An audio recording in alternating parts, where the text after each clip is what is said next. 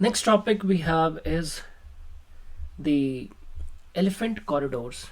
About this thing we know as elephant corridors.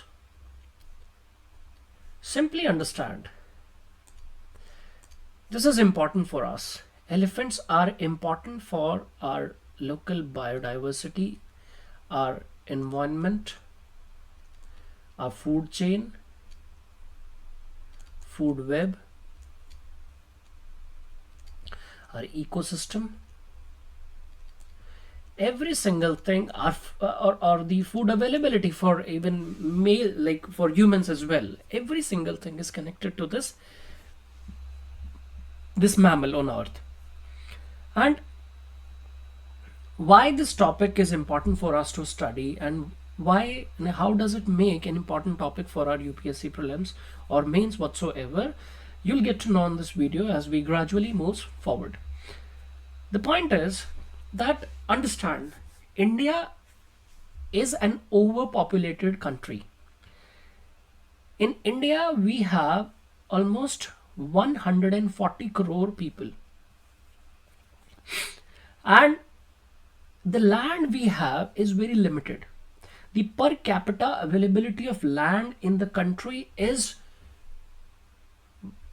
in such a way that the humans are finding the land is shrinking because the population is going high, the land being a constant thing here. So the people are utilizing that land for many purposes like constructions, infrastructure development, agriculture, forestry, and many other things, industrializations, road constructions, and beautifications, and many more things. So in this manner, knowingly and unknowingly, the pace of development which is shifting to the its base from the urban areas to the rural areas, this is just a structural shift I'm talking about. But whereas the urbanization is increasing in such a way that the adjoining or neighborhood rural areas are getting adjoined with the urban areas, hence the urban agglomeration, the concept where the urban areas are also bringing the fringe and outer part within the vicinity of the urban cities, within the limits of urban cities, administration of urban cities, and facilities management of the urban cities.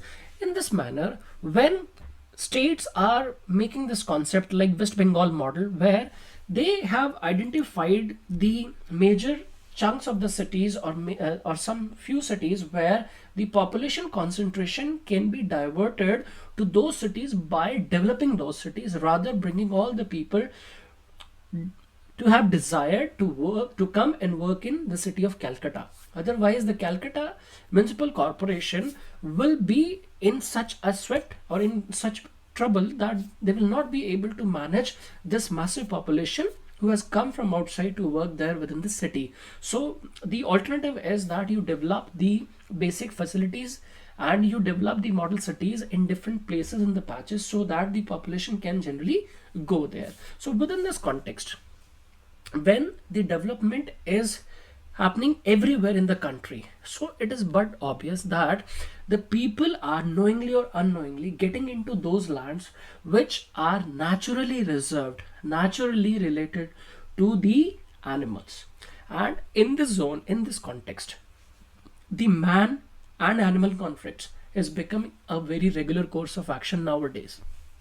So this context, this topic is generally because that the elephant human conflict is the pressing need of the regions. Let's say it is talking about the specific region, but the regions and wildlife organizations and experts have now taken up the task of undertaking ecological restoration of elephant corridors in South Bengal. Though this topic is about the case study of South Bengal, where the man and animal conflicts have been on rise, but this is the case of all the corridors we have. We have somewhere about 25 plus corridors in the country available in the 110 lakh square kilometer area.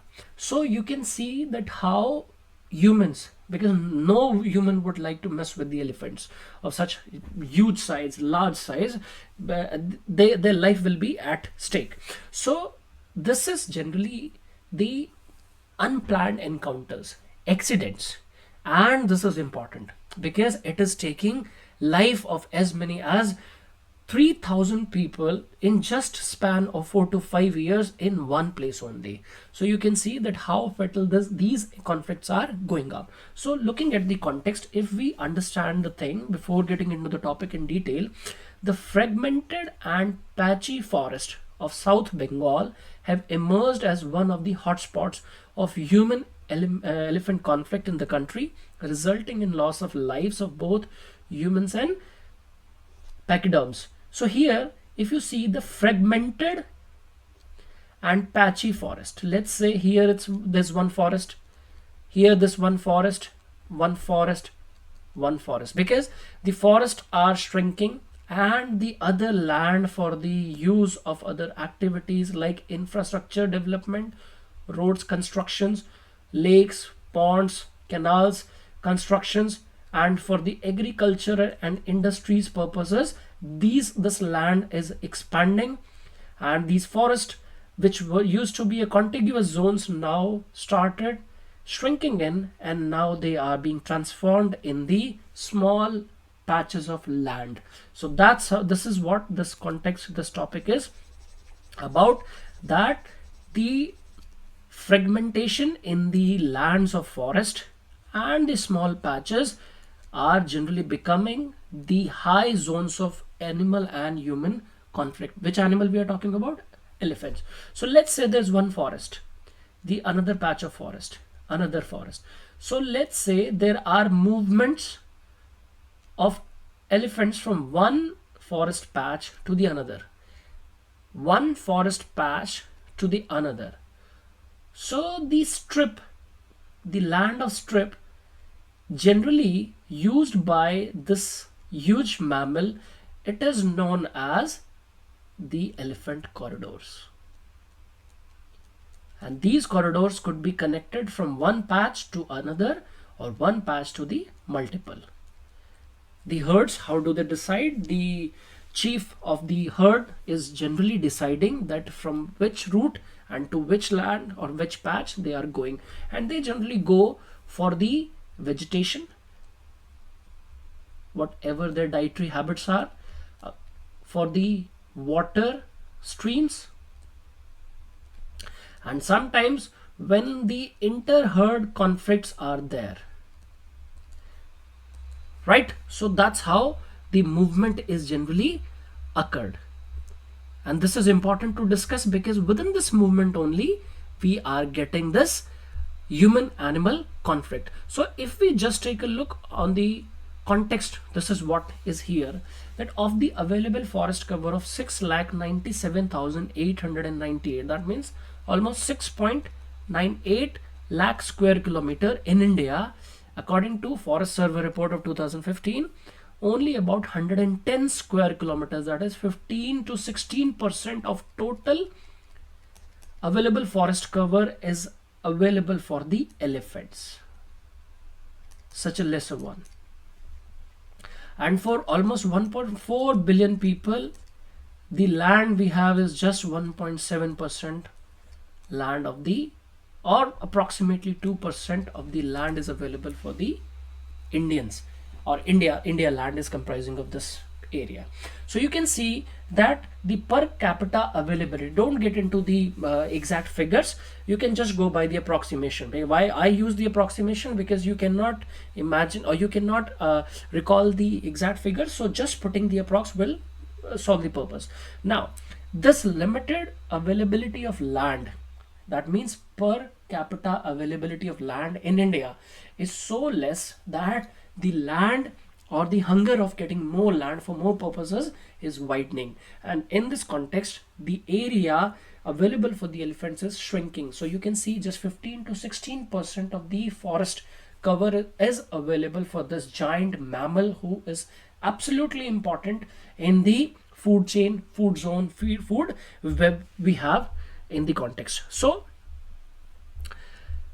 if we see that these are generally the identified corridors of elephants in India, you can see that Uttarakhand, Arunachal Pradesh, Assam, Meghalaya, we have this concentration of elephant corridors here in India. Then we have major in West Bengal, Jharkhand, Odisha. We have in Karnataka and Kerala, and some part in Tamil Nadu. So you can see with this pictures that in this northeastern zone we have the maximum elephant corridors in the country. So in the,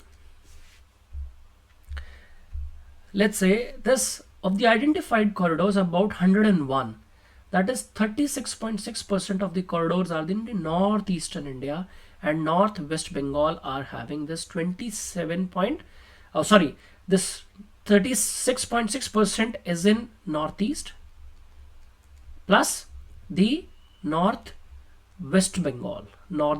West Bengal region. How much is that? Approximately 37% of the total corridors. And the second is 27.7% is in southern India. And we have considerably in the states like Odisha, we have in the Jharkhand, that. So these are the major elephant corridors areas we have in India, right? You can see in the that elephant corridors identified by World Wide Fund India, World Wildlife Fund in India. That's how the elephant corridors are identified in the country. So now, elephant corridors, you have understood that what are the elephant corridors? These are the narrow strips of land patches generally used by the elephants to move freely from one habitat patch to the another. And why do they move? Generally for the it is basically their natural movement. Second, they want to shift their place for the mating. Third, they find the places unsafe for their newlyborns. Then for the food and shelter findings, and generally because of the in search of water and the inter-animal conflict reasons. And also when they feel that there are some the interferences of the human side due to the developmental activities like open cast minings, the patches are destroyed. That's how they move. Then due to industrialization and another type of disturbances like sound pollution or whatsoever, because elephants are mostly the peace loving animals, and when they find that this peace is getting destroyed, so generally they feel like leaving their habitat and they go on searching for the another one. So in this National Elephant Corridor projects, we have identified many corridors. This is what we have seen in the screen. So now, why the elephant corridors are necessary? So it is basically to reduce or to address the development versus environmental issues which causes habitat loss to animals. So to provide them the safe and secured passage for their movement freely, because they move in herds, and their group has somewhere about 15, 20 or 25 animals, including the males, females and their newborns. So they move in the group. So to provide them this safe and secured passage to this herd, it is important. That means we need this elephant corridors to reduce the man-animal conflict. Expanding economic aspirations have given way to the conversion of many wetlands into urban centers. We have discussed roads and railway projects. We need land, so we encroach upon the forest resources, infrastructure for tourism and whatsoever. So hence this limited space availability has also led the movement of these animals, mammals from one place to another. These corridor projects are generally safe for both people and animals, because the farming produce in those areas get destroyed wherever the animals, the elephants are just around the vicinity, so their agriculture is not possible. So for the agriculture purposes as well, we need the safe passage so that animals do not come in the agricultural zone or the general habitation of the humans or human settlements, so that we can reduce the humans and animal conflicts. This WLT, that is World Land Trust, and other foreign elephant conservation organizations are funding Wildlife Trust of India in some corridor formation. So that's how we can also expect more corridors to come in. Now, what are the status of corridors? Let's see.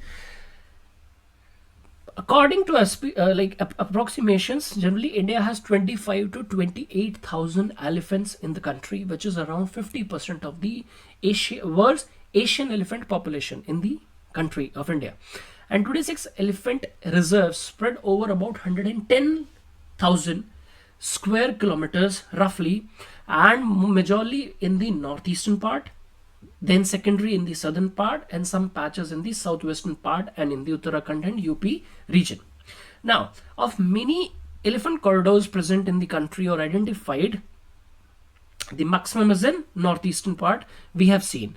So, and generally the latest, if we talk about the man-animal conflicts examples, if we say, then elephant corridors identified by WWF, World Wildlife Fund of India, in Vienna for restoration stuck due to non-cooperation among various government agencies, right?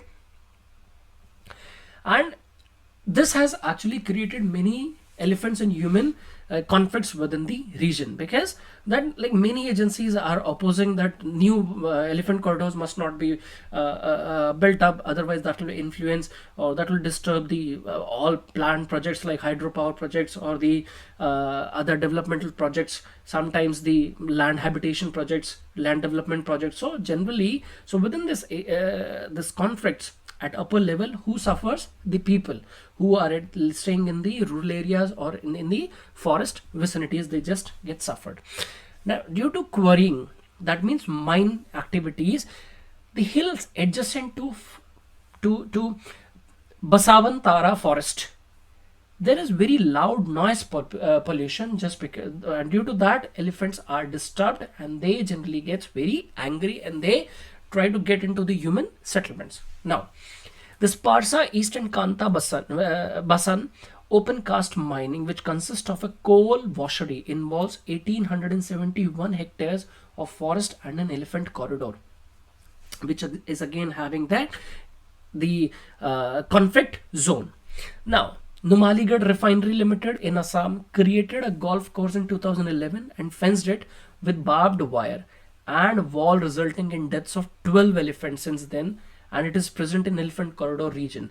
And you have seen that many elephants are generally coming into the ways of rails, on the rails in front of the trains, and they just there's an accident and elephants are died while crossing the railway lines, or generally they get electrocuted while crossing many areas where the electricity lines are passing. So these are the conflicts we are talking about, and this is how, due to our negligence in the wake of development, we are killing this important mammal, and all the animal lives are important, not just this, but this is happening. So according to Terry report, more than 400 people have been killed in such incidents across the country during 1990 to 2004. Because I'm talking about the farmers only, that more than 400 people, they have been killed, and other people have been killed in different areas. I'm just talking about the Dhanagor elephant corridor within this context, that 400 people have been killed in just one decade. Now, so what are the initiatives we are taking in India in the domestic front, that to address this man-animal conflict issue, especially man and elephant conflict issue? Some states like West Bengal government has come up with a rapid response force RRF plan, which is response team that would be equipped with forest official personnel and animal rescue training and equipment, veterinary surgeons, and a smart vehicle with rotating searchlights fitting top on it, so that any immediate encounter, any scope, any situation can be tackled well, and the life of the animals or the humans can be saved instantly, so that the number of animal-human conflict resulting in death is not going higher. Then another initiative by West Bengal government is Airavat, that is mythical war elephant and the pet of Lord Indra, that is Airavat, dedicated to reducing man-animal conflict. This initiative of Airavat is dedicated for the reduction of the man-animal or man-elephant conflict in the state of West Bengal. Radio collar, that means we are using the technology. Radio collar and technological devices for real-time monitoring in Assam and West Bengal elephant corridors have also been deployed. In Jammu and Kashmir, around 400 conflict zones identified, and people were deployed there to address the man conflict issues and to assess these situations there. And the cameras, the another technical inputs have been settled and installed there in the elephant corridors, so that the movement can be tracked down, movement can be easily the data can be gathered and analyzed the situation, and the incidents of human coming into the conflict and other possibilities can be well studied and analyzed, and so that the well and targeted strategies could be made, so that no more human and animal conflict are resulted. And if it is resulted, then that should not resulted into the death of any stakeholder, right? Now also we are in talks with the neighboring countries like Bangladesh. We are also talking about the international free passage of elephants, because they do not understand that this is India and this is Bangladesh, but what they understand is that where do they have to go, and wherever they are going they need a clear path. If they don't get it, they generally move towards the human settlements, and that's how these fatal accidents are coming up, right? And also we are in the talks with the Bangladesh to create some cross-border routes as elephant corridors by involving the states like Tripura, Assam and Mizoram, who are lying in the vicinity or in the eastern border of Bangladesh. So overall, if we talk about the way forward or what could be the more solutions to these problems, we can generally suggest that all the stakeholders like community, conservationist, environmentalist, nearby villages, their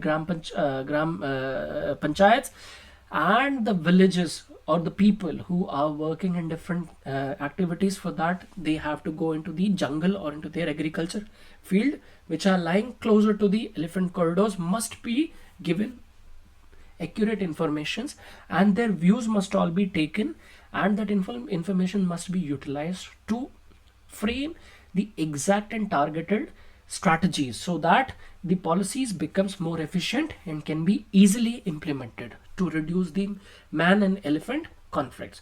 So that means the all stakeholders involvement is required. Then the training programs, awareness programs, sensitization programs among people at large must be given, that in the situations of man and elephant conflicts, how the situation can be tackled. Because for this, like, we have the forest officials and forest conservationists who understand the behavior of this animal very well, so they can give them the first hand information that what should be done, so that people do not get panic, and the both the animal and humans, they are just about to kill each other.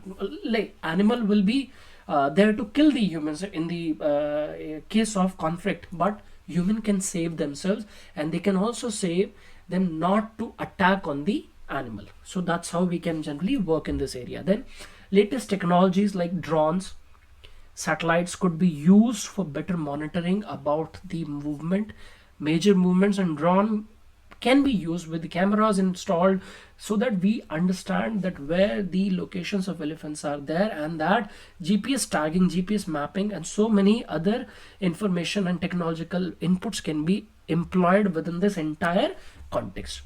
Then development versus environmental debate must be settled, keeping in mind sustainable development model as its course, because for this sustainable development, not just humans but animals are also stakeholders. So this is the overall perspective of this human and elephant conflicts, and due to this, elephant corridors have been there prominent in the news. So I hope you understand the context.